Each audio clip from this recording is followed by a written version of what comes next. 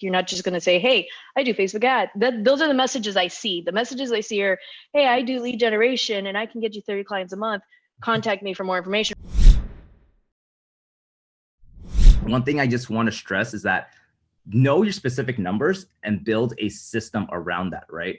Because I think a lot of people try too many different things at the beginning and they get flustered because they get rejected. They do like 2 cold calls, they do 4 emails, and they do 1-person event, and they don't know the numbers and they don't have a specific system. They're like, oh, nothing's working. But it's like, no, you just got to find one and stick to it. And for me, that has always been Facebook and Instagram DM, which has been like the bread and butter for it.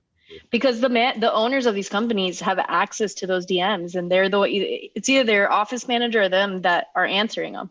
I don't know any business owner or actually my clients that don't have hands on their DMs. Yeah. And even if they have and this is from working with, this is funny. So I'm sure you're like the admin on like your everybody. I won't work with you unless you make me an admin. I actually I have like a whole email that I fight because people want to initially fight me on it. I have this like email template of this is why it needs to happen, and we can say peace out and it works every single time I get admin access. No, my question is, do you ever see other people outreaching to the business owner? Oh yeah.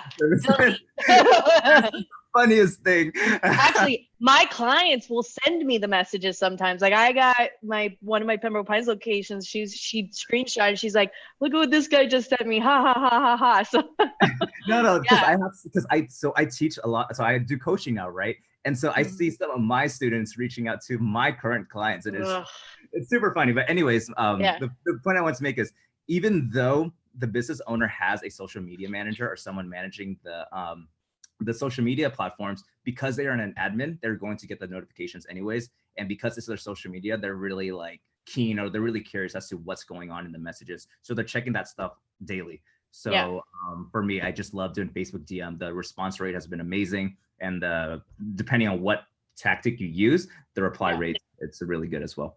It's a lot of research too, right? So you're not just going to DM every single company out there. You need to research who your potential client is. What do you want to work for? What's going to be your angle when you get into that DM? Like, you're not just going to say, hey, I do Facebook ad.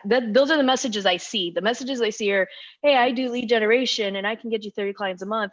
Contact me for more information, or here's my calendar link to book it. But I don't feel like that's the right approach. Personally, I may be wrong. I feel like you need to provide some value when you slide into their DMs. Definitely. And so I like to be very creative and personal with my outreach. And I know that's not a very scalable strategy. I mean, it is if you outsource it, but too many people are just copying and pasting generic messages, right? They're not taking time out of their day to learn, first of all, the business owner's name. That plays a huge part. If you say like, hey, Joey, or hey, Martha, it plays a huge difference, because they're like, wow, this guy took time out of his day to research about my business and know my name. I'm going to respond to him compared to the thousands of other generic messages that I get.